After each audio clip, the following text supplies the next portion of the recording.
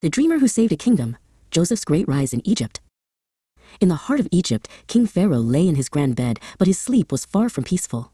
He dreamed he was standing by the Nile River when 7 fat, healthy cows climbed out of the water to graze.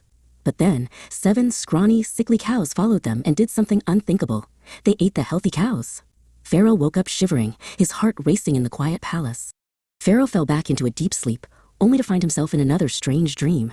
This time, 7 heads of grain, full and ripe, grew on a single stalk. Suddenly, 7 other heads of grain appeared, thin and scorched by the desert wind. To Pharaoh's horror, the thin heads of grain swallowed the healthy ones whole. He sat bolt upright, the morning sun streaming into his room, but his mind was clouded with worry. By sunrise, Pharaoh summoned all the magicians and wise men of Egypt. He paced back and forth across the polished floors of the throne room, describing the cows and the grain. The wise men whispered, scratched their heads and flipped through ancient scrolls, but not a single one could explain what the dreams meant. The king's frustration grew like a gathering storm.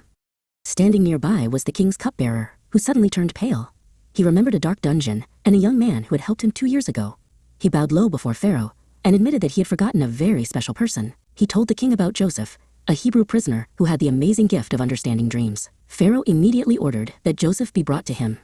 In the cold, quiet prison, Joseph was suddenly told he was going to see the king. He quickly shaved, changed into clean clothes, and stepped out of the shadows. As he walked toward the bright golden palace, Joseph took a deep breath. He knew he wasn't alone. He knew that the light of his faith would guide his words before the most powerful man in the world.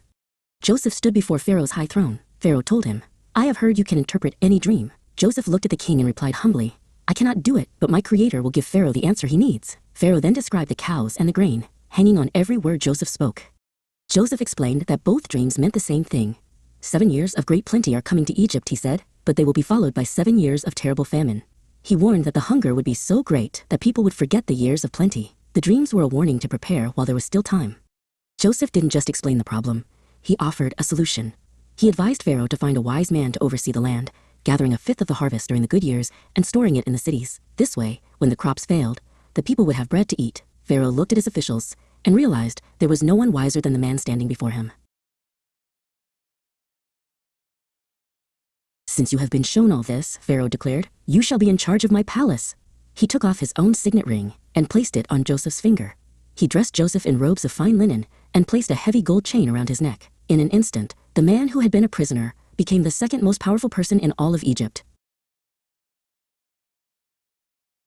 Pharaoh gave Joseph a grand chariot and ordered the people to shout, "Make way!" As he passed, Joseph rode through the streets of the city, looking out at the land he would now save. From the depths of a dungeon to the heights of a palace, Joseph knew that every step of his journey had led him to this moment to help the people.